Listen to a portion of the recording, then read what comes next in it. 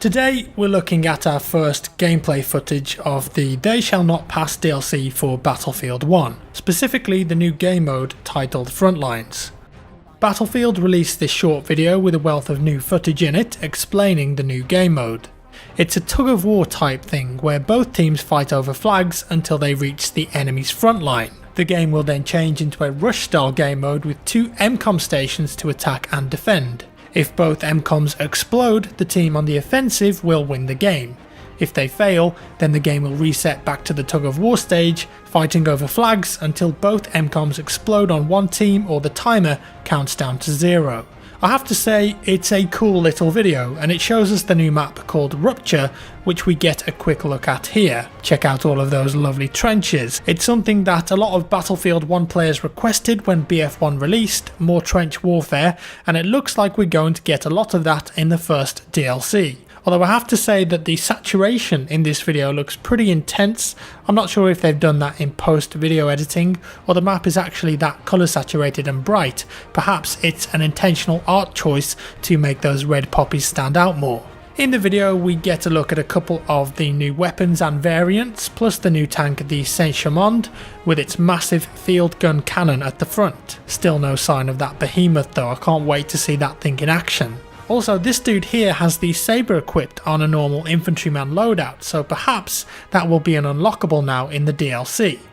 On first impressions it's looking good to me so far, but obviously this is a very small glimpse of what to expect of the DLC, and I'm sure that the amount of gameplay footage is going to ramp up very soon. So then, moving on to the big Battlefield 1 Easter egg that's emerged since the latest patch. It was discovered if you grab a pair of headphones hidden around each of the maps and take it to one of the secret MCOM stations, Morse code would play. And if you decode that Morse code, it gives you a location on a specific map. There are 27 possible locations, 3 on each of the vanilla maps, and the order in which you get them is unique to you, so there's no way to brute force this one. So if you then head to the location you were given and search around, you'll find a tiny symbol and hear a strange dramatic chipmunk sound. And after doing that, picking up more headphones and heading back to another secret MCOM station, the Morse code will have changed and now it will say something completely different. The second stage, for example, says this: remember first rule, if compromised, LPIL, with the location name backwards. So you reverse the location name, go there, look around and you'll find another little symbol.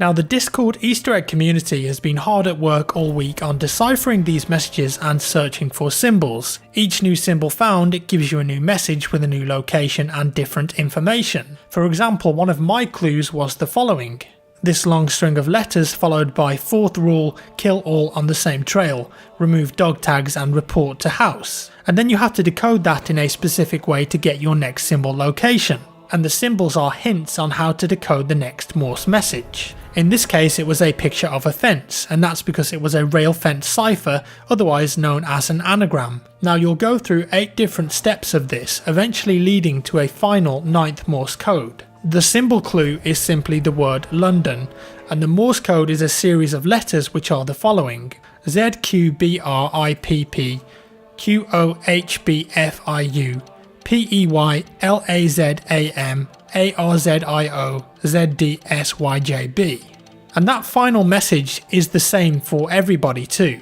The problem is, it hasn't been deciphered yet, so we don't know what this leads to. It could be something as simple as a location that you have to find and go to, and maybe you unlock a special dog tag or perhaps even a special camouflage as a reward. But what if it leads to another series of cryptic clues and messages, perhaps that we've got to continue in the first DLC?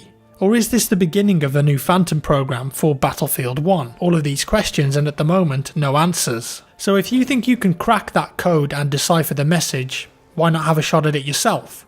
And there it is once again with the clue London.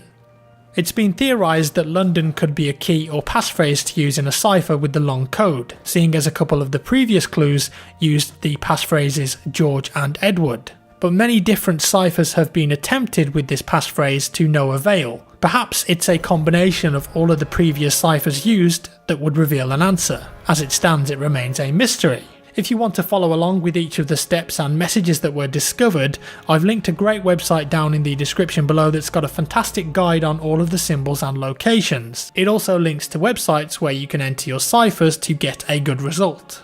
And I'll personally make a full video guide in detail explaining how to complete each step once the Easter egg has been solved and we know exactly what this unlocks. And that's all for today folks. I hope you enjoyed this little update video. If you did, give me a thumbs up. If you didn't, a thumbs down, and I'll see you in the next one.